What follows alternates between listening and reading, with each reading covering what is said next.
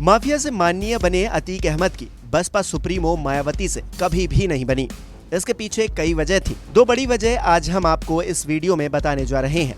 दरअसल बाबरी विध्वंस के बाद साल 1993 के विधानसभा चुनाव में राम मंदिर के बीजेपी के चुनावी और राजनीतिक दांव की काट के लिए काशीराम और मुलायम सिंह यादव ने हाथ मिला लिया था। 422 सदस्यों वाली तब की यूपी विधानसभा में सपा को 256 सीटों पर उम्मीदवार मिले थे, जिसमें से उसने 109 सीटों पर जीत हासिल की थी, जबकि बसपा ने 164 सीटों पर प्रत्याशी उतारे थे और 65 से ज्यादा सीटें जीती थी। फिर गठबंधन की सरकार में मुलायम सिंह यादव मुख्यमंत्री बना दिए गए।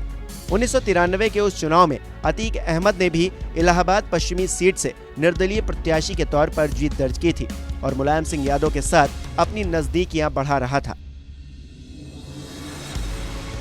उधर 1995 आते आते सपा और बसपा दोनों के बीच सियासी कड़वाहट बढ़ने लगी थी। 1995 के यूपी पंचायत चुनाव की बात है, जब समाजवादी पार्टी 50 में से 30 जिलों में जीत का परचम लहरा कर आई थी, लेकिन उस वक्त सपा की सहयोगी बसपा के हाथ में सिर्फ एक ही सीट आई थी। ऐसे में चुनावी नतीजे आने के बाद मायावती को लगा कि सपा और बसपा गठबंधन का फायदा सिर्फ और सिर्फ समाजवादी पार्टी को हो रहा है और वो एक तरह से सियासी ठगी का शिकार हो रही हैं। ऐसे में उन्होंने सियासी गठबंधन तोड़ने का मन बना लिया, लेकिन सपा को पहले ही इस बात की भनक लग गई। 1 जून 1995 को मुलायम सिंह यादव को ये खबर लगी कि बसपा अपना समर्थन वापस लेकर बीजेपी के समर्थन से सरकार बनाना चाहती है। इसके लिए वो गवर्नर मोतीलाल वोहरा से जल्द ही मुलाकात भी करने वाली है। लेकिन इससे पहले बसपा अगला कदम उठाती। सियासी दंगल में बड़े कुश्तीबाज मुलायम सिंह यादव ने बसपा के प्रदेश अध्यक्ष समेत 15 विधायकों को अपनी तरफ खींच लिया। इसके अगले ही दिन यानी कि 2 जून 1995 को मायावती ने लखनऊ के मीराबाई स्टेट गेस्ट हाउस में बसपा विधायकों और सांसदों की एक बैठक बुलाई। माया बैठक कर ही रही थी कि कथित तौर पर सपा के करीब 200 कार्यकर्ता और विधायक गेस्ट हाउस पहुंच गए।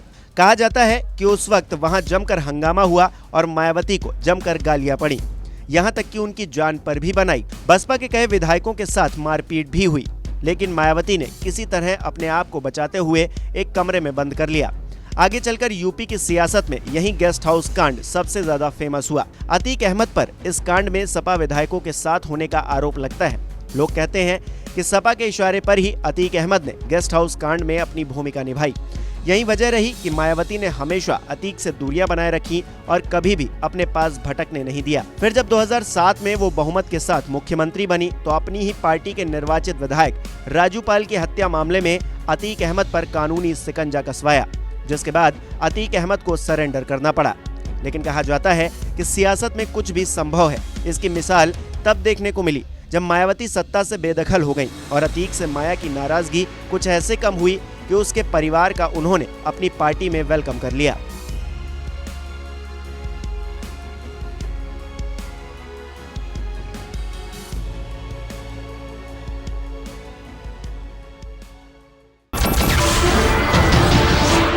नमस्कार, मैं हूं मानक गुप्ता।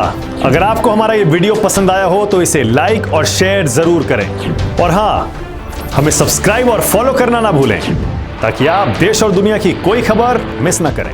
तो जुड़े रहिए हमारे साथ और देखते रहिए न्यूज़ 24।